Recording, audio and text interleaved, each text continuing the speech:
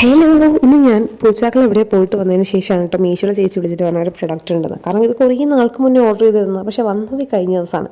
അപ്പോൾ ഞാനാണെങ്കിൽ അയ്യോ എവിടെയോ പോയിട്ട് എവിടെയല്ല പൂച്ചാക്കളിൽ പോയിട്ട് വിഷമിച്ച് വന്നിരിക്കുന്നതാണ്. പിന്നെ ഓടിപ്പോയി ഇത് വാങ്ങിയിട്ട് തന്നെ ഞാൻ ബീൻ ബാഗ് തന്നെ കണ്ണാ എന്നോട് വന്ന് എണീറ്റ് എന്നൊക്കെ എടുക്കും. ഞാൻ പറഞ്ഞു എനിക്ക് വയ്യ കണ്ണാ, എനിക്ക് വിഷമിച്ചു, നടന്നൊക്കെ വന്ന് വിഷമിച്ചു എന്ന് പറഞ്ഞു.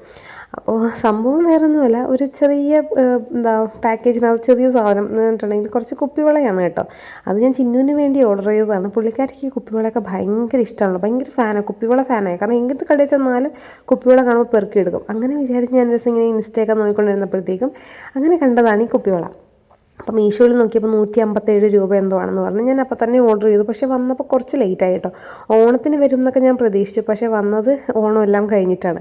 സംഭവം നല്ല രസമല്ലേ കാണാൻ. പക്ഷേ എൻ്റെ കയ്യിലിട്ടിട്ട് ഭംഗിയില്ലാത്ത വേറൊന്നും കൊണ്ടല്ല, ഞാൻ ചിന്നുവിൻ്റെ സൈസിലാട്ടോ ഓർഡർ ചെയ്തത്, 2.6. എനിക്ക് 2.4ൻ്റെ ആവശ്യമുള്ളൂ. അപ്പോൾ എനിക്ക് കുറച്ചധികം വലുതാണ്. പക്ഷേ കണ്ടപ്പോൾ എനിക്ക് ഭയങ്കര ഇഷ്ടമായി, കൊടുക്കാൻ തന്നെ മടിയായി എന്ന് പറയാമല്ലോ. ചില സാധനങ്ങൾ അങ്ങനെയല്ലേ.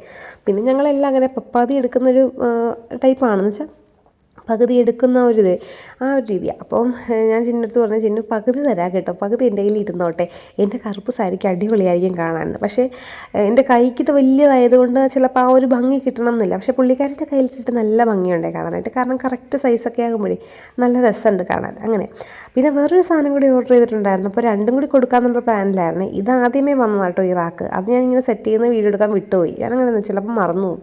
അപ്പോൾ ഇതിനകത്ത് വെച്ച് ഈ വള കൊടുക്കാം എന്നുള്ളൊരു പ്ലാനിലായതുകൊണ്ട് രണ്ടും കൂടി ഒരുമിച്ച് കൊടുക്കാം. അങ്ങനെ നമ്മളൊരു സാധനം വാങ്ങുമ്പോൾ അങ്ങനെയല്ലേ, എന്തെങ്കിലും അകത്ത് വെച്ച് കൊടുക്കണം. ഈ ഇലമാരിയൊക്കെ ആകുമ്പോൾ അകത്ത് വെച്ച് ഇങ്ങനെ കൊടുക്കില്ലേ, അത് വെച്ചിട്ടാണ് ഞാൻ അങ്ങനെ വെയിറ്റ് ചെയ്തിരുന്നത്. അങ്ങനെ ഈ വള വന്നു.